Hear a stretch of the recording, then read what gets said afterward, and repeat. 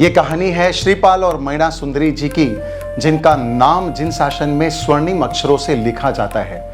आज से लगभग 11 लाख वर्ष पूर्व जब परमात्मा मुनि सुब्रत स्वामी तीर्थंकर थे, ये उस समय की बात है।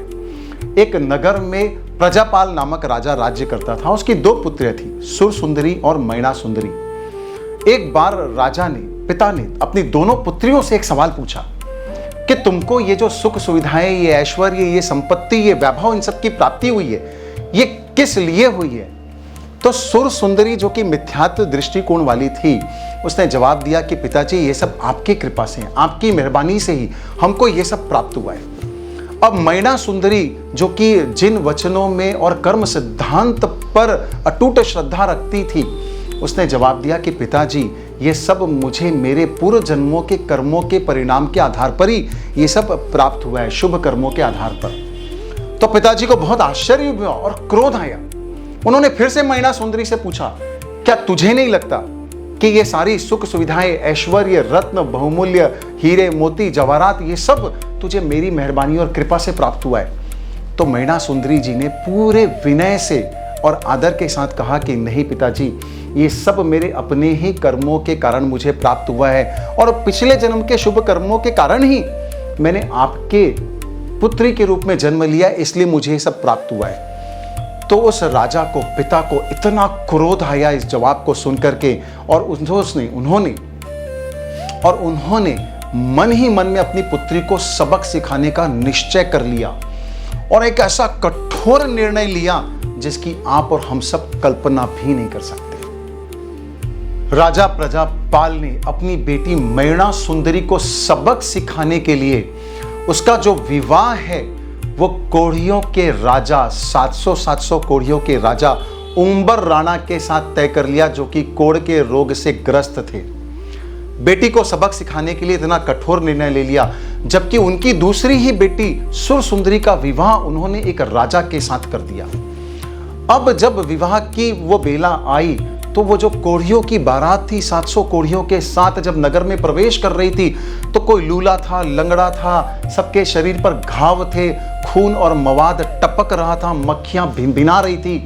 देख के ऐसा लगता था कि नरक से ज्यादा बदतर जिंदगी है। जब वो कोढ़ियों के राजा उम्बर राणा ने देखा मैना सुंदरी को, तो फिर से विनंती की कि हे देवी, तुम्हारी ये जो कंचनमयी काया है ना, वो मेरे साथ रह करके नष्ट हो जाएगी, इसलिए फिर से अपने निर्णय पर विचार कर लो। तो मैना सुंदरी ने, जो कि जिनाज्ञा के प्रति और कर्म सिद्धांत पर अटूट श्रद्धा रखती थी, उन्होंने कहा अश्रु भरे आंखों से कि हे प्राणेश्वर, आप क्या कह रहे हो? सती स्त्रियां जब एक बार माता पिता की आज्ञा से अपने पति का मन में वरण कर लेती है, तो वह अपने निर्णय को नहीं बदलती हैं। और इसलिए उसने पूरे समता भाव से, खुशी खुशी से, आनंद के साथ उम्बर राणा, जो कि कोढ़ रोग से ग्रस्त थे, उनके गले में वरमाला डाल करके उनको अपना पति स्वीकार कर लिया। अब ऐसी राजकुमारी और एक कोढ़ी पति जिसको प्राप्त हो गया, आगे उनके जीवन में क्या होने वाला था, क्या लिखा था? राजा प्रजापाल ने अपनी पुत्री मैना सुंदरी को सबक सिखाने के लिए उसका विवाह एक कोढ़ी उम्बर राणा के साथ कर दिया।